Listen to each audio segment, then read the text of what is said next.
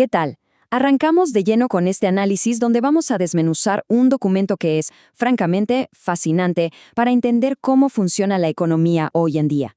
Nos vamos a sumergir en el ensayo académico de 2024 de Eric Francisco Carrillo Pérez. Este no es un texto cualquiera, es un estudio riguroso que nos pone sobre la mesa, con precisión matemática pura, la realidad estructural de la fuerza laboral en México.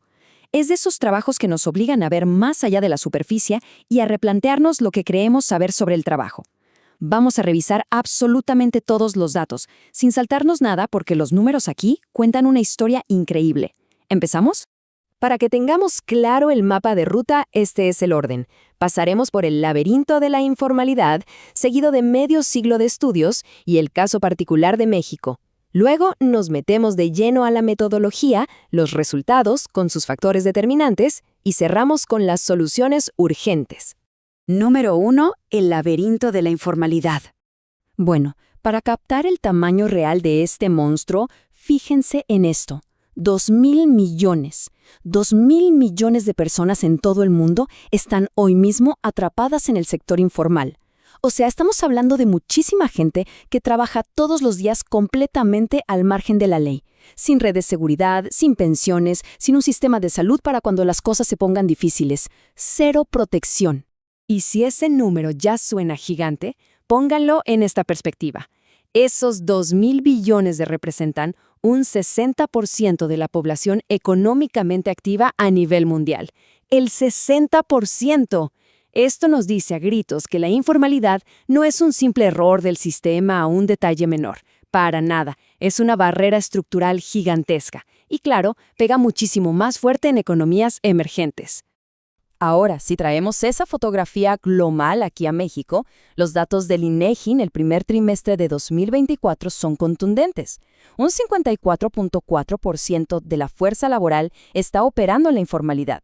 Más de la mitad de los trabajadores del país salen a ganarse la vida todos los días en la precariedad total. Y aquí es justo donde chocamos con una paradoja tremenda, ¿no? Porque mucha gente defiende la informalidad diciendo, bueno, al menos crea empleos. Y sí, México tiene una tasa de desempleo bajísima, un increíble 2.2%. Casi nadie está desempleado, sobre todo si lo comparas con un país súper desarrollado como Noruega, que trae un 4.4% de desocupación. Pero, y este es el gran pero, tener a casi todo el mundo trabajando no significa que tengan buenas condiciones laborales. De hecho, para quitar esa idea de que el trabajo informal es un buen sustituto del trabajo formal, solo hay que ver cómo vive la gente. Si revisamos el índice de progreso social global, que mide cosas básicas como acceso a nutrición, salud, educación y derechos, Noruega está en el codiciado puesto número 1. México queda allá abajo, en el lugar número 70. Es una prueba brutal de que matarse trabajando no equivale a prosperar, especialmente si trabajas sin derechos.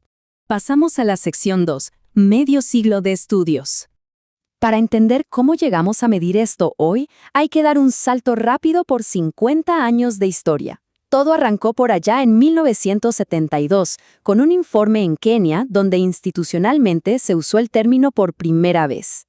Luego, en el 76, autores clave como Sousa y Tocqueville lo trajeron a América Latina, explicando cómo la gente que no encontraba buen trabajo se refugiaba en actividades de baja productividad para sobrevivir. Damos un salto al 2003, que es cuando por fin se armó la definición moderna, incluyendo no solo a las empresas informales, sino también a los empleados desprotegidos que trabajan dentro de empresas formales. Y finalmente, llegamos a 2022, cuando la CEPAL nos dio herramientas para medir esto por regiones específicas y entender locuras modernas como la economía de plataformas y las apps de entrega. Sección 3. El caso de México. Y miren esta radiografía del país para arrancar 2024, porque las diferencias regionales duelen. En el sur, los niveles son críticos. Oaxaca está a la cabeza con un aplastante 81% de informalidad. Le sigue Guerrero con el 79% y Chiapas con el 71%. 8 de cada 10 trabajadores sin derechos en Oaxaca. Imagínense.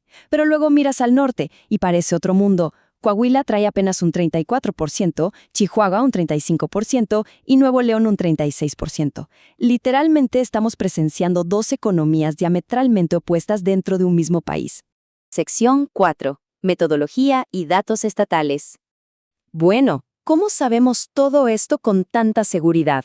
El autor no inventó nada. Armó un modelo científico impecable. Primero, se fue a los microdatos crudos de la Encuesta Nacional de Ocupación y Empleo, la ENOE, del primer trimestre de 2024. Segundo, le sumó índice de innovación económica del INCO para medir qué tan productivo es cada estado. Y tres, corrió una regresión lineal múltiple por mínimos cuadrados ordinarios. Suena complejo, pero en palabras simples, cruzó los datos para ver qué causa qué. Y un detalle brillante es que sacó variables como la sindicalización o el PIB regional, porque hacían ruido, lo que en estadística se llama multicolinealidad, dejándonos un modelo súper limpio, robusto y sin sesgos.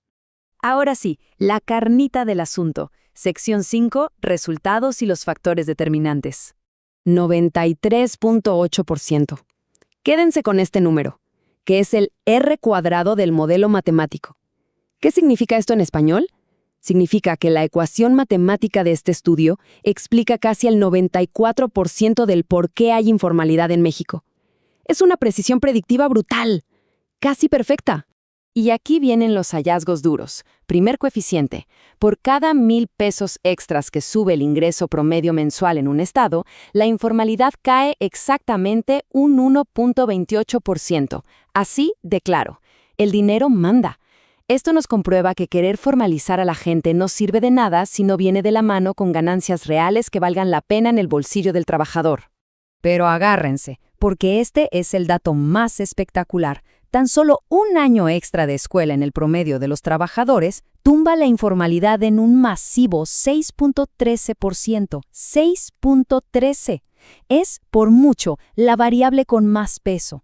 La educación formal no es solo un diploma, es literalmente el antídoto más agresivo y poderoso que tiene el país contra el trabajo desprotegido.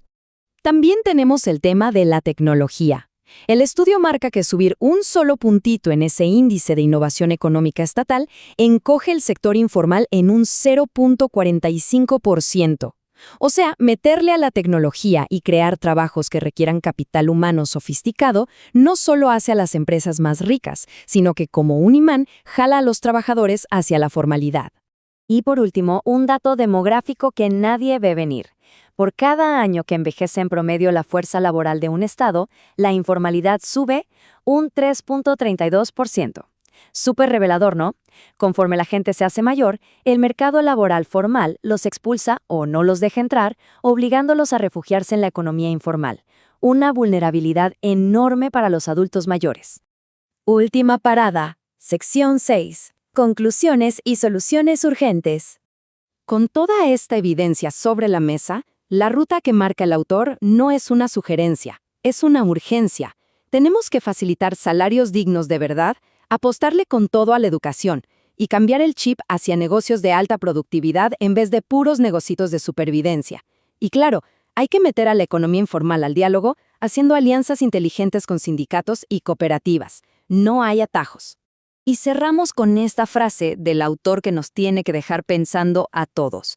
Advierte que México tiene que dejar atrás el modelo básico de ensamblaje y, cito textual, no perpetuar como ventaja competitiva el bajo costo de la mano de obra. Y la verdad tiene toda la razón. ¿Qué futuro le puede esperar a una economía si su gran anuncio luminoso para el mundo es que paga súper barato a la gente que produce la riqueza? Es una provocación directa a los tomadores de decisiones. Ojalá que haber desglosado estos números transforme un poco cómo vemos este laberinto inmenso de la informalidad. Nos vemos en el próximo análisis.